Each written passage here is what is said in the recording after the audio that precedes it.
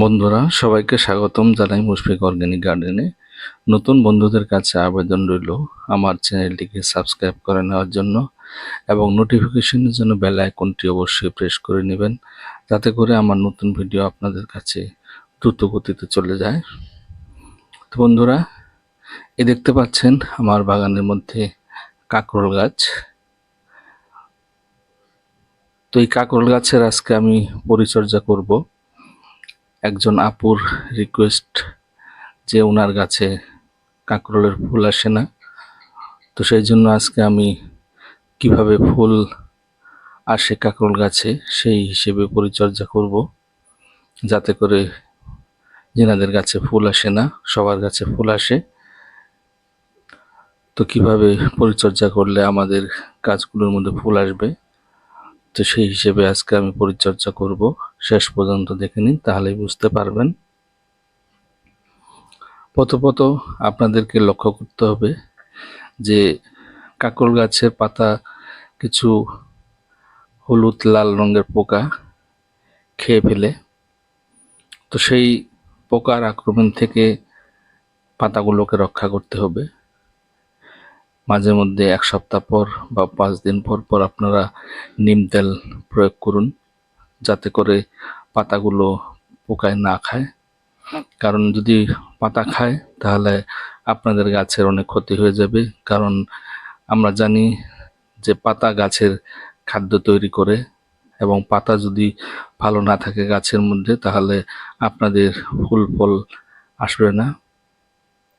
তো সেই জন্য প্রথমে আপনারা পাতা যাতে পোকায় না খায় সেই জন্য আপনারা লক্ষ্য রাখবেন। তো যদি রাসায়নিক ব্যবহার করতে চান, বিভিন্ন ধরনের রাসায়নিক আছে, যেমন সাইপারমেথ্রিন, ইমিডাক্লোরপিড গ্রুপের বিভিন্ন ধরনের কীটনাশক আছে, সেগুলো পাতার মধ্যে স্প্রে করে দিবেন। সেই সমস্ত পোকা আর চাপতে পারবে না, আর পাতাগুলো আপনাদের খাবে না। তো আমি গাছের গোড়ায় কোন সার প্রয়োগ করব যার ফলে যাদের গাছে ফুল আসে না ফুল চলে আসবে। তো প্রথমে আমি গাছের গোড়া খুঁচিয়ে নিতেছি। তো এইভাবে আপনারাও খুঁচিয়ে নেবেন, কারণ আমরা যখন সার প্রয়োগ করব সারগুলো যাতে মাটির নিচে চলে যায়।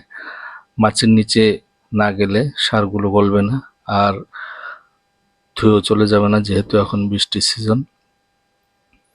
যদি সার উপরে থাকে ধুয়ে চলে যাবে, তখন আমাদের আর গাছের কোনো কাজ হবে না, নিউট্রিয়েন্টস গাছ টানতে পারবে না, কারণ সার ধুয়ে চলে যাবে জলের সঙ্গে। তো এভাবে আপনারা খুঁজে নেবেন। তো প্রথমে আমি দিয়ে দিচ্ছি কম্পোস্ট সার। তা আপনারা কম্পোস্ট সারের পরিবর্তে গোবর সার দিতে পারেন।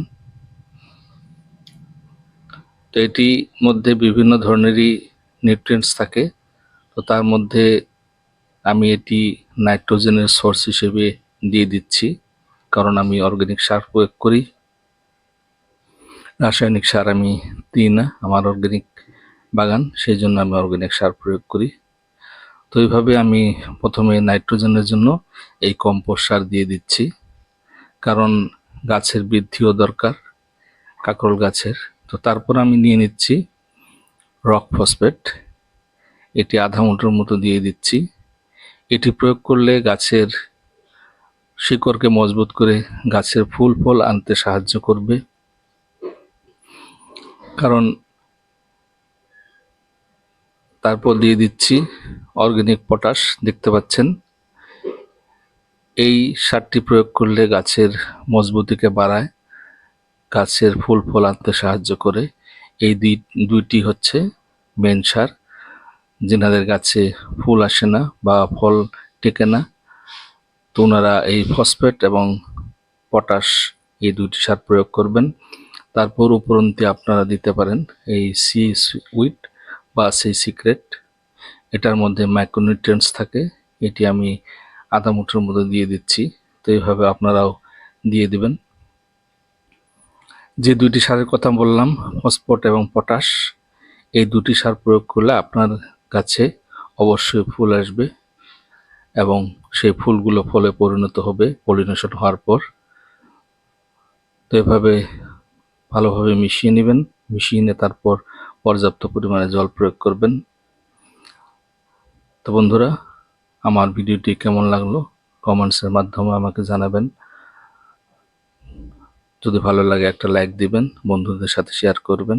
সবাইকে ধন্যবাদ।